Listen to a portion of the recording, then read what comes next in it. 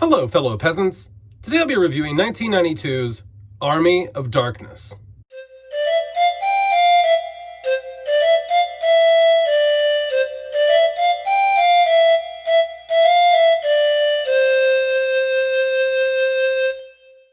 Alright guys, hope you had a good holiday weekend, Christmas break, whatever the hell you call it. I had a really good Christmas time, and I finally got to settle down today and watch Army of Darkness. My friend Ray got this for me for my birthday, and so he got me the Screwhead edition version of the film. I don't know exactly what that means. I think it just has like some extras, or I don't think it's like a particular cut of the film, I don't think. I've never seen this film before, so I don't know anything about this film other than I watched it today, and I haven't dug into the special features on here or anything. So if you know more about the Screwhead edition and how it varies from other editions, let us know down in the comments below. But what is it about?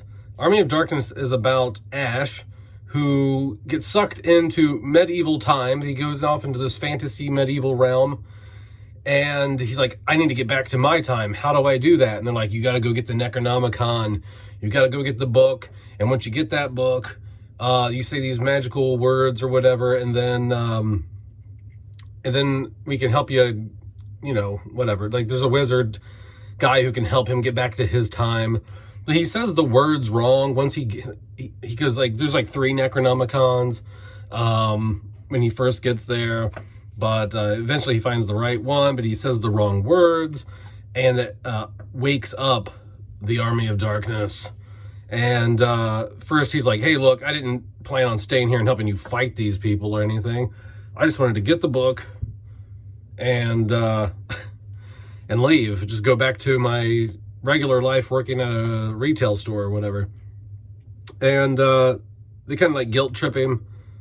And so he's like, okay, I'll help you fight him. And so it's an epic battle between the people, just the normal people of that kingdom versus evil, skeleton, demonic, whatever you want to call it, Army of Darkness. And it's a really fun time. So what do I like? What do I not like about Army of Darkness? What I like about Army of Darkness is it's just fun. Like, it's just the most simple way to put it. It's just a lot of fun. It doesn't take itself serious. It knows exactly what it's doing. It's making fun. It has a very Monty Python type of vibe to it. You know, it's joking around with, it's playing with the tropes of medieval films and things like that. So I like that. I like some of the dialogue in here. I mean, some of it's just hilarious. Some of the one-liners that Ash throws out is hilarious. Like when he first starts using the shotgun, he's like, "This is my boomstick." There's just tons throughout the film. Like, and it's not just him that has one-liners. Some of even like the Army of Darkness guys have some funny lines, like the little skeleton guys. So I think it's just fun. It's just goofy. Just turn it on, turn your brain off, and just like go with the flow. You know, it's kind of like a theme park roller coaster ride or something. You know, it's just strap in, let's see where it takes you. And yeah, so fun aspect is definitely #1 pro of this, pro of this film. And honestly, I love the way it's shot. I have the DVD. My friend gave me the DVD, and I know there's Blu-ray and 4K. But I think Ray, I think you're right though. There is something. I'm sure it looks clear on the Blu-ray and 4K, but there's something about it being on DVD that doesn't. I don't know. There's something about it being on DVD that gives it this charm. It's like a nostalgic charm, or something. I don't know how to explain it, but yeah, you're right. It needs to be watched on DVD. It's just one of those films. And this DVD honestly doesn't look bad at all. Like, it's actually a decent transfer. And I think that's because the Screwhead edition, if I'm getting this right, is a recent Blu-ray remaster, right? Like, so the Screwhead edition came onto Blu-ray, so they probably rescanned or whatever. And anytime a DVD is from a new scan that comes off a new Blu-ray or a 4K, it's going to look better than just an original DVD, you know, first round DVD or something like that.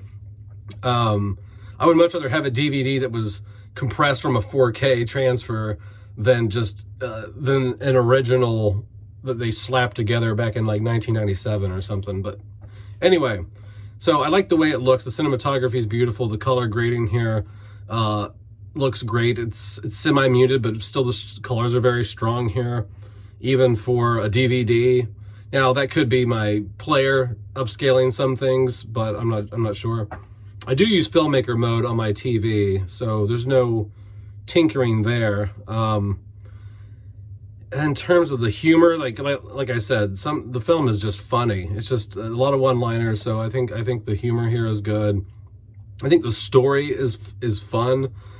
I love movies like fish out of water type stories where somebody's stuck back in time or they're stuck in a situation that they don't know how to get out of. And I think that I think it's fun to tinker around with being stuck in a medieval period. You're trying to get out, and then you're like, oh man, now I'm wrapped up in having to fight this evil skeleton army. Because at first he's like, I want the fuck out of here. Like, I got the book for you. All right. Like, that's part of the deal. And then they guilt trip him. He's like, okay, I guess I'll stay and fight or whatever, you know. I like how, I also like, this kind of ties into the story, but the other thing I like is them playing around with, modern technology back then. Like he shows them how to make gunpowder. They use his car that landed in the medieval times with him as like a weapon later in the film. And so he kind of teaches them things about modern technology and techniques and things like that. Because he happens to have a chemistry book in the trunk of his cars at one point. I love that there's like a little, maybe like 2-minute pre-war montage in this film. Of course there has to be, where they're training, they're getting ready. You got to have a montage. Anytime you're trying to build up to some serious shit going down, you need a montage. So I appreciate the little 1 to 2 minute montage in here. Special effects. Are they dated? God, yes, they're dated, but they just have a charm about them. The little skeleton guys, the makeup effects. I love the little skeleton guys. I would not want the little skeleton hands and skeleton guys walking around to look any different. Like, there's something, if they looked really good, it wouldn't be as funny and have the charm that it has. I love how bad the skeletons look, but I love that they're not CGI. Now, some parts of them might be claymation or something like that, but for the most part, it looks like they're just little action figures that they're moving around or something. I don't know, but it's tangible. It's there. It's not 90s CGI. It's actual practical effects throughout the most of this film, and I really appreciate that. It gives it a charm. It gives it grounds the film in a way. With everything being practical effects, I think it really grounds the film, is what I'm trying to say. I had to edit the video because my brain just shit the bed, and so I had to stop for a second and think of the word practical effects. Negatives. I guess the only negatives would really be, this isn't really it's kind of nitpicking, but it's kind of like, it still feels like a bit of a retcon from the first film and second film, but it's not at the same time. I think some of the dialogue is a bit cheesy, and I think 95% of the dialogue in this film is good cheesy, right? But then there is some dialogue where I'm like, okay, that didn't land,